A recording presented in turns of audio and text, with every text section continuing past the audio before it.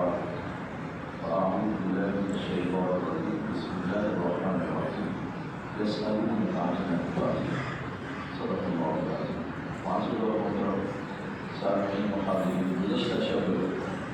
سورہ انفال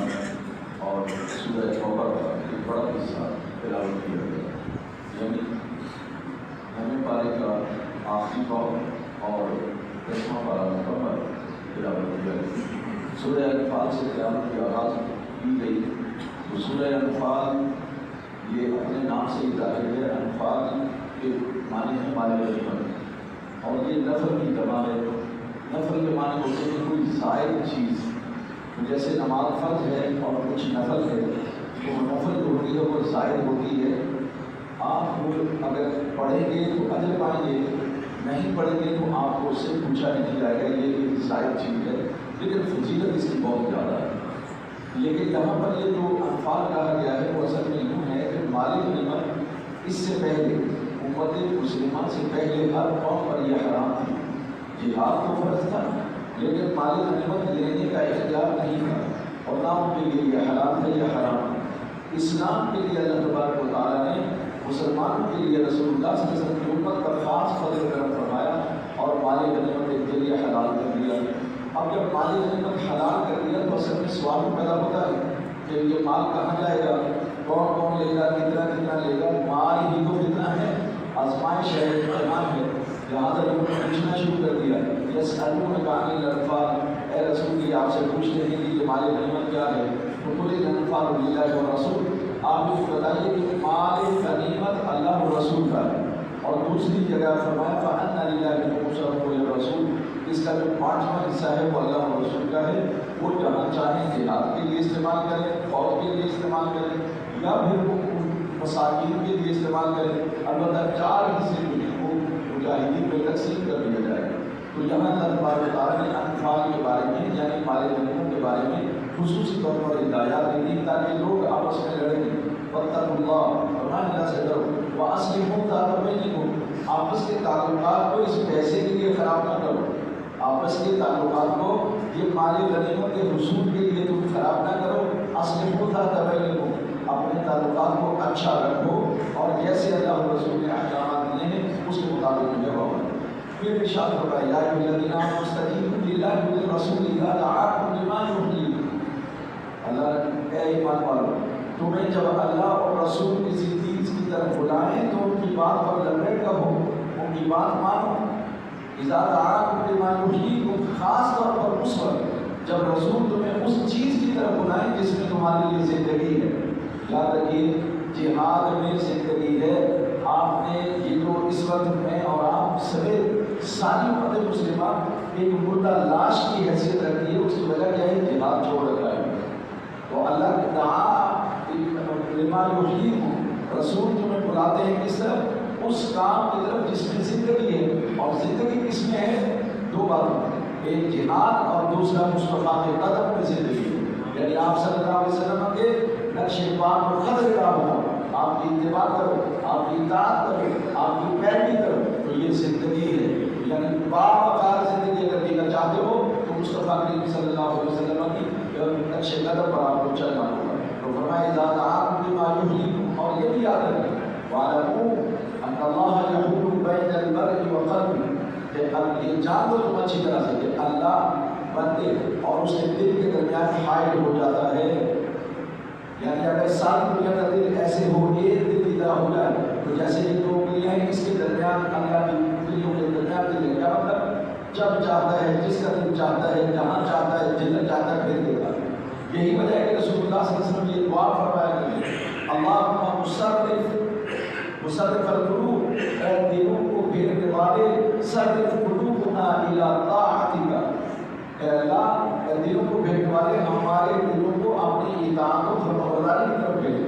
بلکہ ایک جگہ تو آپ نے یوں بھی فرمایا ثبت قلبی علی دینک، اے اللہ ہمارے دل کو اپنے دین پر ثابت قدم رکھ تاکہ استقامت کے ساتھ ہم تیرے دین پر چلتے رہیں۔ یہ دعا رسول اللہ صلی اللہ علیہ وسلم مانگا کرتے تھے، ہمیں بھی یہ دعا مانگتے رہنا چاہیے کیونکہ دلوں کا حال اللہ جانتا ہے، جدھر چاہتا ہے وہ بھیج دیتا ہے۔ پھر فرمایا یا ایھا الذین آمنوا لا تخونوا اللہ والرسول وتخونوا اماناتکم وانتم تعلمون، کہ ان کے کیا حق ہے، تو پھر جانتے بوجھتے تو تمہیں اللہ کے ساتھ خیانت نہیں کرنی چاہیے۔ اللہ کے ساتھ خیانت یہ ہے کہ انسان فرض کو ترک کر دے، بعض دفعہ کوئی 2 نماز پڑھ لی، کبھی 1 نماز پڑھ لی، یہ خیانت ہے اللہ کے ساتھ۔ حق یہ ہے ان کا کہ 5 وقت ہوتا ہے تو 5 وقت نماز پڑھو، اور پھر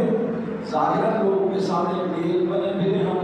اور علیحدگی میں تنہائی میں ہمارا کوئی عمل درست نہ ہو، تو یہ بھی خیانت ہے۔ فرمایا لا تخونوا اللہ والرسول وتخونوا اماناتکم، اور آپس میں بھی جب تم ایک دوسرے کے پاس کوئی امانت رکھتے ہو تو اس کے اندر بالکل خیانت نہیں کرنی۔ جب کوئی امانت جیسی رکھے ویسی ہی امانت اس کو لوٹا دینی۔ ایک اور بات کی طرف توجہ دلانا ضروری ہے، عام طور پر آپ اور ہم صرف مال و اسباب روپے پیسے کو امانت سمجھتے ہیں، ایسا نہیں ہے۔ یہ جو میں بات کر رہا ہوں یا کسی نے آپ سے کوئی بات کی ہے، یہ بھی امانت ہے میرے بھائی۔ ہو سکتا ہے کسی نے آپ کو اپنا راستہ بنایا ہو، اپنا دل کا گھوڑا کھولا ہو، اور آپ وہ بات اگر کہیں اور بتا دیں گے، لڑائی ہوگی، فسادوں کا جھگڑا ہوگا، تو اس کا مطلب یہ کہ آپ نے امانت میں خیانت کی۔ اور رسول اللہ صلی اللہ علیہ وسلم نے فرمایا لا ایمان لمن لا امانت له ولا دین لمن لا عہد له۔ فرمایا رسول اللہ صلی اللہ علیہ وسلم اس کا کوئی دین نہیں ہے، اس کی کوئی ایمان نہیں ہے جس کے اندر امانت داری نہیں ہے، اور اس کا کوئی دین نہیں ہے جس کے اندر عہد پورا کرنا، نبھانا، وفا کرنا اس کے اندر نہیں ہے، تو پھر اس کا کوئی دین نہیں ہے۔ آپ اس سے اندازہ کر سکتے ہیں کہ امانتوں کی صحیح ادائیگی اور صاحب جو امانت کا مستحق ہے اس تک امانت کو پہنچانا اور امانت کی حفاظت کرنا یہ کتنا ضروری ہے، لہٰذا ہمیں امانتوں کا بھی خیال کرنا چاہیے۔ پھر اللہ تبارک و تعالیٰ نے منافقین کے بارے میں فرمایا کہ یہ جو منافق ہیں ان کے لیے دعا کرنے کی ضرورت ہے۔ ولا تصلی علی احد منهم مات ابدا او علی قبره، آپ سے قرآن کی آیت ہے، فرمایا میرے رسول منافقوں کی نماز جنازہ نہیں پڑھنی ہے، ان کی قبر پر بھی نہیں جانا۔ یہ آیت خاص طور پر عبداللہ بن ابی کے بارے میں نازل ہے۔ عبداللہ بن ابی ان کا بیٹا تھا، اس کا نام بھی عبداللہ تھا۔ عبداللہ بن ابی کے بیٹے کا نام عبداللہ تھا، لیکن وہ جو عبداللہ تھا جو ابی کا بیٹا تھا وہ مسلمان ہو گیا اور ایک آدمی جب عبداللہ بن ابی کا انتقال ہو گیا تو وہ آیا نبی صلی اللہ علیہ وسلم کے پاس، کہنے لگا یا رسول اللہ صلی اللہ علیہ وسلم جنازہ بھی پڑھا دیجیے اور میرے ابا کے لیے ذرا اپنی قمیض بھی دے دیں تاکہ اس میں اس کو کفن دیا جائے۔ یہ اللہ کے رسول رحمت للعالمین ہے۔ آپ نے یہ نہیں فرمایا کہ نہیں وہ منافق تھا، جانتے تھے، لیکن آپ صلی اللہ علیہ وسلم فرمایا نہیں میں جاؤں گا نماز جنازہ بھی پڑھوں، قمیض بھی دے دی، فرمایا جاؤ اس کو کیا کرو، اس کو دے دو، کفن دے دو۔ حضرت عمر رضی اللہ تعالیٰ عنہ نے اس وقت روکا یا رسول اللہ صلی اللہ علیہ وسلم یہ منافق ہے اور آپ اللہ نے روکا ہے کہ ان کی نماز نہیں پڑھنی، آپ کیوں جا رہے ہیں؟ نبی صلی اللہ علیہ وسلم نے فرمایا اللہ نے مجھے روکا نہیں ہے، اللہ نے یہ فرمایا ہے کہ اگر 70 مرتبہ بھی تم ان کے لیے دعا کرو گے تو میں ان کی بخشش نہیں کروں گا۔ میرے رسول نے فرمایا میں 70 مرتبہ سے زائد مرتبہ اس کے لیے دعا کروں گا۔ یہ رحمت للعالمین ہے، جو رحمت جو چاہتے ہیں کہ میری امت کا کوئی فرد جہنم میں نہ جائے، اللہ کے عذاب میں مبتلا ہے۔ جو رسول اپنی امت کا اتنا خیر خواہ ہو اس کی امت کو چاہیے تھوڑی سی تو وفاداری کر دے اپنے رسول صلی اللہ علیہ وسلم۔ ہر وقت فتنے میں فساد میں سازشوں میں مبتلا رہے، کچھ تو وفاداری کرو رسول اللہ صلی اللہ علیہ وسلم سے۔ تو یہ اللہ تبارک و تعالیٰ نے منافقین کے لیے ارشاد کیا۔ پھر اس کے بعد نبی صلی اللہ علیہ وسلم کو اللہ آپ کو پتہ ہے کہ مسلمان سامان میں کم، تعداد میں کم اور کمزور تھے، لیکن اللہ تبارک و تعالیٰ نے ان کو حوصلہ دیا اور فرمایا وَأَعِدُّوا لَهُم مَّا اسْتَطَعْتُم مِّن قُوَّةٍ وَمِن رِّبَاطِ الْخَيْلِ تُرْهِبُونَ بِهِ عَدُوَّ اللَّهِ وَعَدُوَّكُمْ وَآخَرُونَ مِن دُونِهِمْ۔ اللہ تعالیٰ نے فرمایا میرے رسول صلی اللہ علیہ وسلم جتنا ہو سکے آپ سے طاقت حاصل کرو، قوت حاصل کرو، گھوڑے باندھ کے رکھو ہر وقت جہاد کے لیے۔ یہ اللہ تعالیٰ کیوں؟ تاکہ تُرْهِبُونَ بِهِ عَدُوَّ اللَّهِ، اللہ کے جو دشمن ہیں، تمہارے جو دشمن ہیں، ان کو تم ڈرا سکو، ان پر تمہارا روب قائم ہو۔ اس لیے یہ اسرار جمع کرنا جو ہے یہ ضروری ہے۔ اب سنیے، اس زمانے میں گھوڑا سب سے طاقتور چیز ہوتی تھی اور یہ پلٹ کر اور جھپٹ کر یہ ساری عادتیں اس کے اندر پائی جاتی ہیں۔ اس کے لیے وَالْعَادِيَاتِ ضَبْحًا فَالْمُورِيَاتِ قَدْحًا، یہ گھوڑے کی صفات بیان کی اللہ نے۔ جب گھوڑا بھاگتا ہے جس کی جو ہے وہ گردن آتا ہے، جب اس کے سوگوں سے چنگاریاں نکلتی ہیں، اللہ اس کی قسمیں کھا رہا ہے۔ اتنا یہ مقبول اور اتنا طاقتور ہتھیار تھا اس زمانے کا۔ آج بھوٹوں کی ضرورت نہیں، لیکن آج ایٹم بم کی ضرورت ہے۔ اس لیے قرآن کی اس آیت کے تحت تمام امت مسلمہ پر یہ فرض ہے وہ جہاز بھی بنائیں، ٹینک بھی بنائیں، میزائل بھی بنائیں، آبدوزیں بھی بنائیں اور ایٹم بم بھی بنائیں۔ یہ دنیا میں جو بدماش ہے، دنیا کے سب سے بڑے بدماش، اور بدماشوں کی بدماشی اس بات پر چل رہی ہے کہ ایٹم بم مار دیں گے، میزائل مار دیں گے، تو بھائی یہ لوگ تو پر اس لیے ہے نا، تو اللہ نے تم کو اجازت دی ہے کہ ہمارا حق ہے، یہ پاکستان کا، ایران کا، ترکی کا، سب کا یہ حق ہے وہ ایٹم بم بنائیں تاکہ جو دشمن پر جو ہے روک قائم کرے۔ وَأَعِدُّوا لَهُمْ مَا اسْتَطَعْتُم مِّن قُوَّةٍ، تمہیں قوت حاصل کرنی ہے، طاقت حاصل کرنی ہے، اور اگر تم یہ معاشی حالات آپ کے اچھے ہو گئے اور آپ نے اسلحہ جمع کر لیا اور جہاد کا جذبہ آپ کے اندر پیدا ہو گیا، وجہ نہیں کسی کے اندر آپ کی طرف جو ہے وہ بری آنکھ سے دیکھے۔ ہماری تیاری نہیں ہے اور نہ ہی مسلمان کی تھی، جس کی وجہ سے آج دنیا بھر میں جہاں کہیں بھی جنگ ہو رہی ہے، انسان خوشی ہو رہی ہے، وہ غزہ ہے، فلسطین ہے، یمن ہے، سوڈان ہے، کشمیر ہے، ہندوستان ہے، یہ ساری جگہ مسلمان کو مار پیٹا جا رہا ہے۔ وجہ کیا ہے کہ ہے جرم ضعیفی کی سزا مرگ مفادات۔ یہ جو ہمارا جرم ہے نا، کمزوری، یہ جو ہمارا جرم ہے کہ ہم نے مال جمع کیا لیکن ہم نے اسلحہ نہیں بنایا، ہم نے جہاد کے لیے تیاری نہیں کی، اس جرم کی سزا جو ہے وہ ہمیں مل رہی ہے۔ لہٰذا اسلحہ جمع کرنا اور ایٹم بم بنانا یہ ہمارا حق ہے۔ اللہ نے ہمیں حکم دیا ہے کہ یہ بناؤ تاکہ جو ہے تمہارا رخ دشمن پر قائم رہے، اور انشاءاللہ العزیز اللہ تعالیٰ کو کبھی نہ کبھی توفیق دے گا، ہر لوگ جو ہے یہ بنائے گا تاکہ جو ہے وہ دوسروں پر رخ جو ہے وہ قائم کیا جا سکے۔ پھر فرمایا فَإِن تَابُوا وَأَقَامُوا الصَّلَاةَ وَآتَوُا الزَّكَاةَ فَإِخْوَانُكُمْ فِي الدِّينِ۔ نبی صلی اللہ علیہ وسلم نے فرمایا جتنے برے لوگ ہیں، کافر ہیں، مشرک ہیں یا فاسق ہیں، نافرمان ہیں، اگر وہ توبہ کر لیں، یہ شرط ہے، فَإِن اگر وہ توبہ کر لیں، پھر اس کے توبہ کرنے کے بعد، معافی مانگنے کے بعد، بخشش طلب کرنے کے بعد پھر اگر وہ نماز پڑھیں اور زکوٰۃ ادا کریں تو اللہ کہہ رہے ہیں یہ تمہارے بھائی ہیں دین میں، فَإِخْوَانُكُمْ فِي الدِّينِ، یہ تمہارے بھائی ہیں۔ ہاں ہم سب بھائی بن سکتے ہیں مگر عادت ڈال لیں جب غلطی ہو کہیں سوری معافی لے گئے جب یاد، لیکن ہمارا کام یہ ہے کہ غلطی بھی ہم کرتے ہیں اور ہم کہتے ہیں خبردار کسی نے زبان کھلی ہمارے خلاف، خبردار جو ہمیں برا بھلا کہا یا غلط کہا، نہیں، آپ اپنے آپ کو درست کرنے میں لگے ہوئے، ایسا نہیں ہے۔ ہم فلا تزکوا انفسکم هو اعلم بمن اتقى، تم کو متقی اور پرہیزگار بننے کے لیے اب دنیا میں جھومنے کی ضرورت نہیں، کیونکہ وہ جانتا ہے وہ اعلم بمن اتقى، تم میں متقی کون ہے، تم میں پرہیزگار کون ہے، تم میں نیک کون ہے۔ نہ اخبار میں دینے کی ضرورت، نہ ٹی وی میں دینے کی ضرورت، اللہ جانتا ہے تم میں متقی کون ہے، تم میں پرہیزگار کون ہے، اعلان کرنے کی ضرورت نہیں ہے۔ اس لیے فرمایا کہ اگر وہ نماز پڑھیں اور زکوٰۃ دیں وہ تمہارے بھائی ہیں۔ اسی وجہ سے نبی صلی اللہ علیہ وسلم نے فرمایا اُمِرْتُ أَنْ أُقَاتِلَ النَّاسَ، فرمایا مجھے اللہ تعالیٰ نے حکم دیا میں لوگوں سے جہاد کرنے میں لڑوں، حتیٰ یہاں تک کہ وہ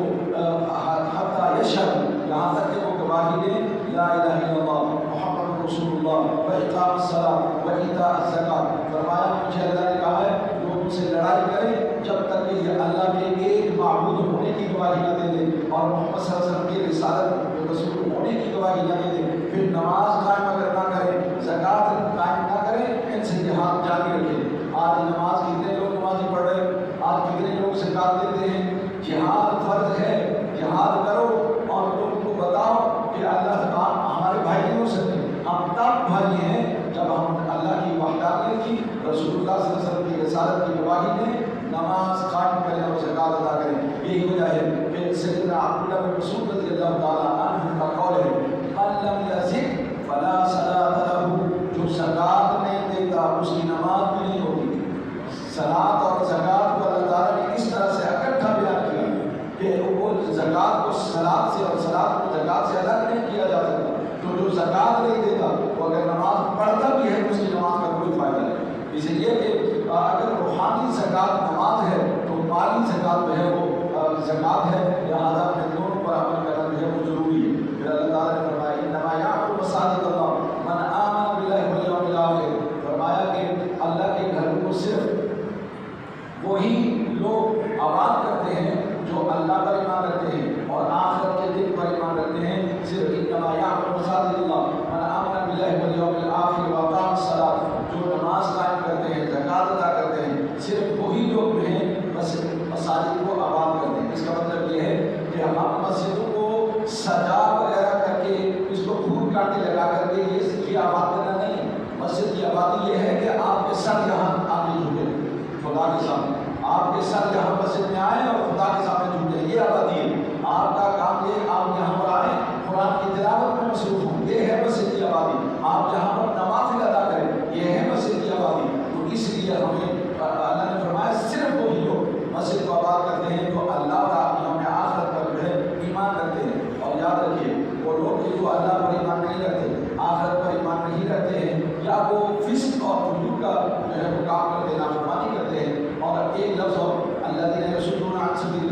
جو لوگ اللہ کی راہ سے لوگوں کو رکھتے ہیں وما کانوا اولیاء، جبکہ وہ متولی بھی نہیں ہے، مسجد کے بیٹھی کے ممبر بھی نہیں ہے، ان اولیاءہ الا المتقون، ارے مسجد کے بیٹھی کا ممبر سے کوئی بن سکتا ہے جو متقی ہو، جو پرہیزگار ہو، جو نبی صلی اللہ علیہ وسلم کی سنت کا قاتل ہو، جو ڈیلی جو ہے نبی صلی اللہ علیہ وسلم کی سنت کو قتل کرتا ہو، وہ مسجد کی بیٹی کا ممبر نہیں بن سکتا۔ جو متقی کے لیے نماز ضروری ہے، جو نماز نہ پڑھتا ہو وہ مسجد کی بیٹی کا ممبر نہیں بن سکتا۔ اللہ کہہ رہا ہے، میں نہیں کہہ رہا ہوں، سورہ توبہ جو ہے جا کے پڑھیے، ان اولیاءہ الا المتقون، مسجد حرام کا متولی، مسجد حرام کا منتظر، مسجد حرام کا جو خادم ہے صرف وہی ہوگا جو متقی ہوگا، جو پرہیزگار ہوگا۔ تو مجھے بتائیے، جس کے اخلاق اچھے نہ ہوں، جس کو تمیز نہ ہو بات کرنے کی، بڑے چھوٹے کا جو ہے وہ احترام نہ کر سکتا ہو، وہ کیسے مسجد کی بیٹی کا ممبر بن سکتا ہے؟ وہ مسجد کی بیٹی وہ کیا ہے؟ کسی شاعر نے یہ کہا تھا کہ یوں نگاہ دوڑے نہ برچھی تان کر، یوں نگاہ دوڑے نہ برچھی تان کر، اپنا بیگانہ ذرا پہچان کر، اپنے اندر پہچان پیدا کرو، پہچانو کون اپنا ہے کون غیر ہے، پھر اس کے مطابق اپنی آنکھوں کا حال دیکھو۔ تو اس لیے جس کو آداب کا پتہ نہ ہو وہ مسجد کا متولی نہیں ہو سکتا۔ تو مسجد کا متولی وہی ہو سکے گا جو اللہ کا پرہیزگار بندہ ہو، متقی ہو، جس کے اخلاق عمدہ و اعلیٰ، اور وہ مسجد میں آتا جاتا بھی ہو، قریب بھی ہو، وہ مسجد کا ممبر ہے۔ اس کے علاوہ کوئی مسجد کا ممبر نہیں بن سکتا۔ اور اس لیے اللہ تبارک و تعالیٰ نے یہ جو فرمایا ہے مسجد کو آباد کو کرتے ہیں، تو ایمان والے ہیں تو دعا کریں کہ اللہ تعالیٰ ہمیں بھی مسجد کی آبادی میں اضافہ کرنے کی توفیق عطا فرمائے۔ پھر اللہ تعالیٰ نے فرمایا قُلْ إِنْ كَانَ آبَاؤُكُمْ وَأَبْنَاؤُكُمْ وَإِخْوَانُكُمْ وَأَزْوَاجُكُمْ وَعَشِيرَتُكُمْ وَأَمْوَالٌ اقْتَرَفْتُمُوهَا وَتِجَارَةٌ تَخْشَوْنَ كَسَادَهَا وَمَسَاكِنُ تَرْضَوْنَهَا أَحَبَّ إِلَيْكُم مِّنَ اللَّهِ وَرَسُولِهِ وَجِهَادٍ فِي سَبِيلِهِ فَتَرَبَّصُوا حَتَّىٰ يَأْتِيَ اللَّهُ بِأَمْرِهِ۔ فرمایا اللہ تعالیٰ نے آپ ان کو بتا دیں، اگر تمہیں اپنے آبا و اجداد، اپنی اولاد اور تمہاری بیویاں اور تمہارا کاروبار جس کا تمہیں خوف رہتا ہے کہ خسارہ نہ ہو جائے، اور تمہارے اچھے اچھے گھر جو تمہارے پسندیدہ گھر ہیں، یہ اگر تم کو زیادہ پسند ہے، اللہ اور رسول سے زیادہ محبت کرتے ہو ان سے، اور تم جہاد سے بھی زیادہ اس سے محبت کرتے ہو، تو انتظار کرو، فتربصوا، انتظار کرو حتی یأتی اللہ بأمرہ، اللہ تم پر عذاب لے آئے، اپنا حکم تم پر نافذ کر دے۔ اس کا مطلب کیا ہے کہ ہمیں یہ دیکھیے، ماں باپ سے محبت یہ فطری ہے، بچوں سے محبت فطری ہے، اور اسی طرح مال سے محبت فطری ہے، گھر سے محبت فطری ہے، اولاد سے محبت اور اپنے کاروبار سے محبت یہ فطری ہے، لیکن یہ محبت اللہ اور رسول اور قرآن اور سنت سے بڑھ کر نہیں ہونی چاہیے۔ اسی لیے نبی صلی اللہ علیہ وسلم نے ایک موقع پر فرمایا، جب سیدنا عمر رضی اللہ تعالیٰ عنہ کہنے لگے یا رسول اللہ مجھے آپ سب سے زیادہ پسند ہے، میں آپ سے محبت کرتا ہوں سوائے میری جان کے، یعنی اپنے آپ سے نہیں، باقی ہر چیز سے آپ مجھے زیادہ محبوب ہیں۔ میرے رسول صلی اللہ علیہ وسلم نے فرمایا کوئی شخص اس وقت تک مومن نہیں ہو سکتا کامل جب تک کہ وہ مجھے اپنے آپ سے بھی زیادہ پیار نہ کرے۔ تب عمر رضی اللہ تعالیٰ عنہ نے عرض کیا یا رسول اللہ صلی اللہ علیہ وسلم اب تو آپ مجھے میری جان سے زیادہ پیار ہیں۔ فرمایا عمر اب تو مومن ہو گیا ہے۔ فرمایا لا یؤمن احدکم حتی اکون احب الیہ من والدہ وولدہ والناس اجمعین۔ فرمایا تم میں سے کوئی شخص ہرگز اس وقت تک مومن نہیں ہو سکتا جب تک کہ میں اس کو اس کی اولاد اور اس کے والدین اور تمام لوگ اس سے زیادہ پیارا نہ ہوں۔ اس لیے کہ محمد کی محبت دین حق کی شکل اول ہے، اسی میں ہو اگر خامی تو سب کچھ نامکمل ہے۔ تو ہمارے دین اور ایمان کی جو بنیاد ہے وہ محبت رسول صلی اللہ علیہ وسلم، آپ صلی اللہ علیہ وسلم سے نسبت اور تعلق، یہ ہمارے ایمان کی بنیاد ہے۔ اگر یہ نہیں ہے تو پھر کچھ بھی نہیں۔ پھر ارشاد فرمایا یہاں ایک بات یاد رکھیے، سیدنا صدیق اکبر رضی اللہ تعالیٰ عنہ کا بڑا اس امت پر احسان ہے، اور یہ احسان آپ مانیں یا نہ مانیں، آپ کی کیا اوقات ہے بھائی، نہ مانو، لیکن اللہ اور اس کا رسول یہ فرماتے ہیں، اللہ کے رسول یہ کہتے ہیں سارے لوگوں کے احسانات کا بدلہ میں نے دنیا میں چکا دیا ہے، ہاں ابو بکر کے احسانات اتنے ہیں میرا رب کل قیامت میں ان کے احسان کا بدلہ نہیں ہوگا۔ یہ ابو بکر وہ ہیں جن کو اللہ سلام بھیجتا اور فرماتا ہے کہ ذرا میرے محبوب اس سے پوچھئے ابو بکر مجھ سے راضی ہے، اور ان کے آنسو نکلا تھے، اللہ میری کیا اوقات ہے کہ میں راضی ہوں یا نہیں ہوں، یہ تو تیرا راضی ہونا یہ ہمیں مطلوب ہے، میری رضا۔ لیکن بات وہی ہے کہ وہ خدا کی رضا چاہتے ہیں، خدا کی رضا چاہتے ہیں تو عالم، اور خدا چاہتا ہے رضا محمد۔ تو جو محمد کا متبع اور فرمانبردار بن جاتا ہے اس کی رضا بھی اللہ چاہنے لگتا ہے۔ ارے تو میرے محبوب سے محبت کرتا ہے تو بتا تو کیا چاہتا ہے۔ تو یہ دیکھیے یہ ابو بکر کا مقام ہے۔ ان کے لیے قرآن میں آیا جب انہوں نے غار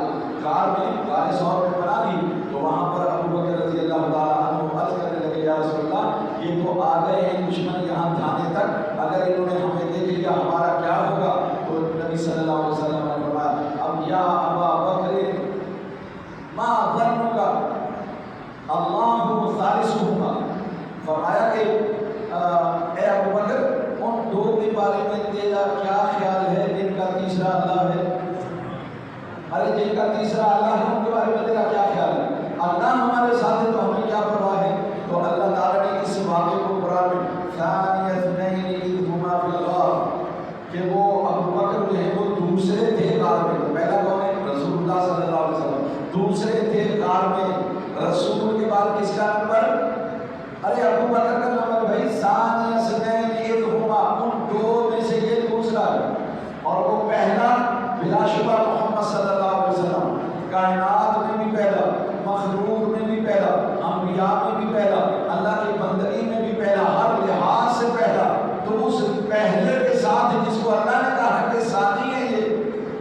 یہ ثانی ہے محمد ہے،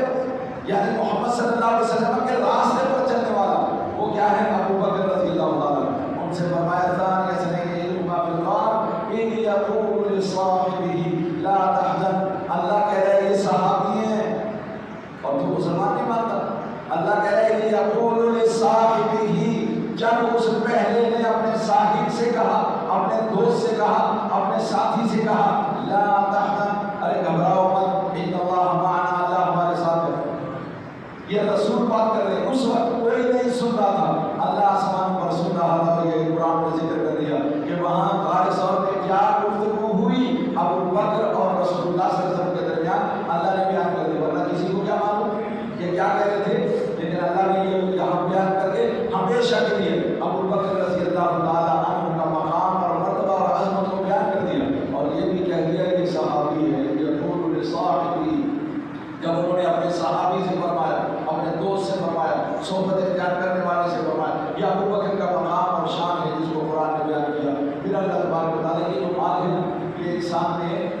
یہ انما اموالکم واولادکم فتنہ، قرآن نے کہا تمہاری اولاد اور تمہارا مال میں یہ فتنہ ہے، آزمائش ہے، اس کی وجہ سے لڑائی ہوتی ہے، جھگڑا ہوتا ہے۔ لہٰذا اللہ تبارک و تعالیٰ نے زکوٰۃ کے مسائل، کیونکہ زکوٰۃ اکٹھا کرنے کے لیے کہا، زکوٰۃ ادا کرنے کے لیے کہا، تو اللہ تبارک و تعالیٰ نے مصارف بھی بیان کر دیے تاکہ لوگوں کو پتہ چلے کہ خرچ کہاں کرنا ہے۔ انما الصدقات للفقراء والمساکین والعاملین علیہا والمؤلفۃ قلوبہم وفی الرقاب والغارمین فی سبیل اللہ وابن السبیل، 8 مصارف اللہ نے نام لے لے کر بیان کر دیے، اور فرمایا کہ یہ جو انما الصدقات للفقراء، فقراء کو اپنے دیا کرو، جو بھی صدقات ہے زکوٰۃ ہے یہ فقراء کو دیا، للفقراء والمساکین، مسکینوں کو دیا کرو، والعاملین علیہا، اور حکومت اگر زکوٰۃ اکٹھی کرے تو جن لوگوں کو زکوٰۃ اکٹھی کرنے پر نوکری دے دے، محکمہ مال میں بیت المال میں آؤ نہیں زکوٰۃ اکٹھی کر کے لاؤ، ان کو اس میں سے تنخواہ بھی دی جا سکتی ہے۔ والعاملین علیہا، ماشاءاللہ سے آپ کو اس کا بڑا تجربہ ہے، کیونکہ آپ کے ملک میں ساری زکوٰۃ جو اکٹھا کرتا ہے وہی کام جاتا ہے، کوئی پتہ نہیں زکوٰۃ کہاں ہے، ساری زکوٰۃ اکٹھی ہوتی ہے بینک کے جناب، اور کوئی کام کرے یا نہ کرے، وقت پہ روزہ رکھے یا نہ رکھے، نماز پڑھے یا نہ پڑھے، لیکن یکم رمضان کو آپ کی زکوٰۃ جو ہے وہ کٹ جاتی ہے، کہاں جا چلی جاتی ہے یہ اس کا کوئی حساب نہیں، کوئی جواب نہیں، اور کوئی پوچھ نہیں سکتا، اس کی زکوٰۃ ادا نہیں ہوتی ہے، لہٰذا آپ کو اپنی زکوٰۃ الگ سے ادا کرنی ہے۔ اب چونکہ آپ کے پاس کوئی عذر بھی نہیں ہے، اب یہ بات ٹھیک ہے کہ آپ مجبور ہیں کہ بینک میں رکھیں، لیکن بینک نے آپ کو ایک راستہ نکلنے کا دے دیا، کہا کرنٹ اکاؤنٹ بنائیں، نہ فائدہ ہم سے لیں نہ ہم کو فائدہ دیں، آپ کی زکوٰۃ نہیں کٹے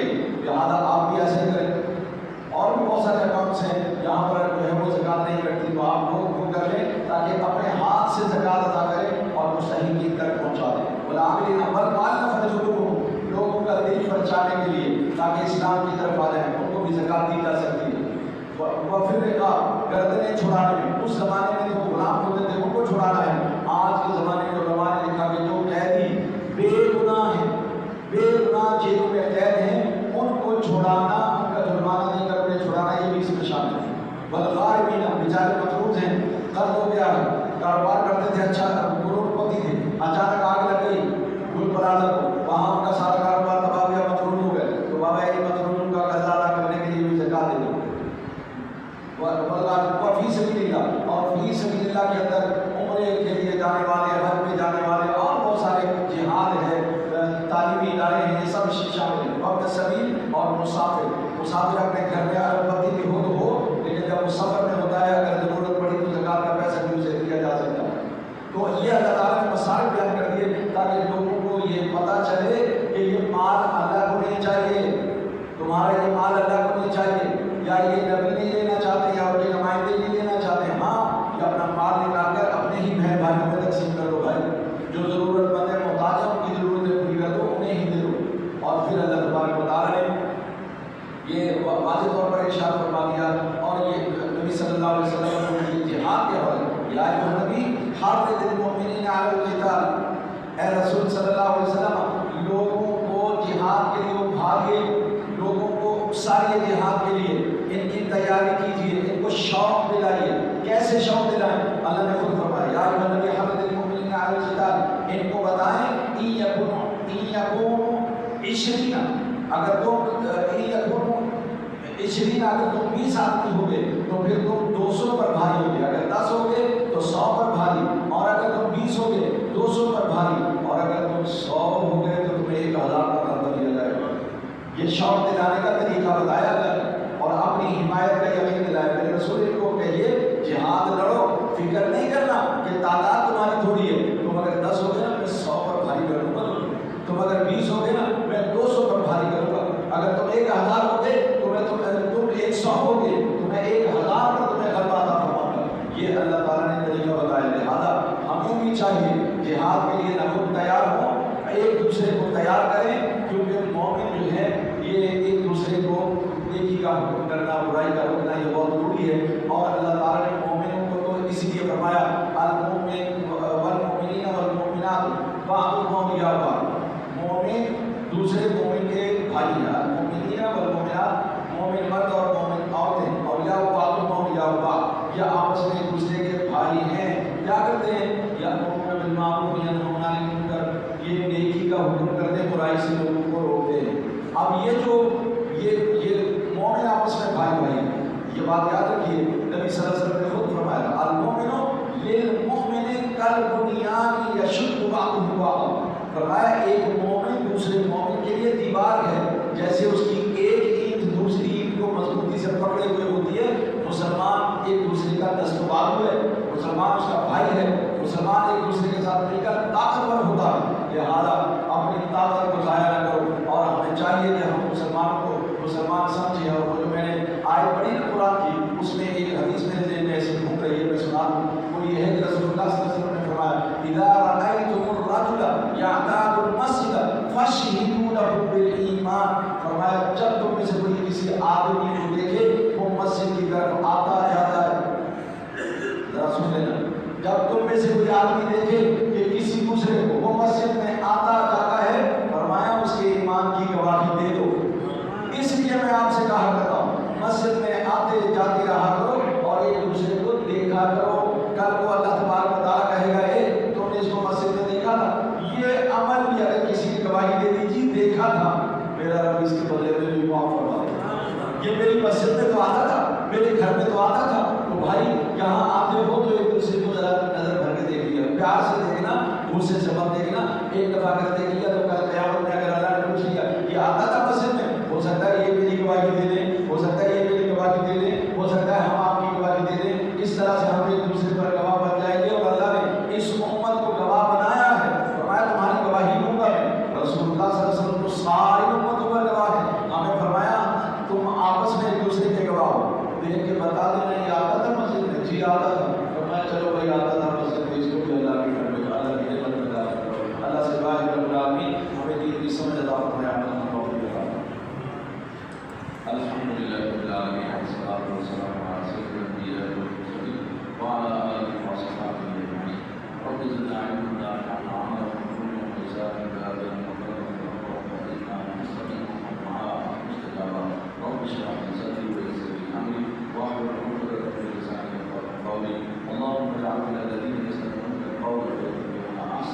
برحمتك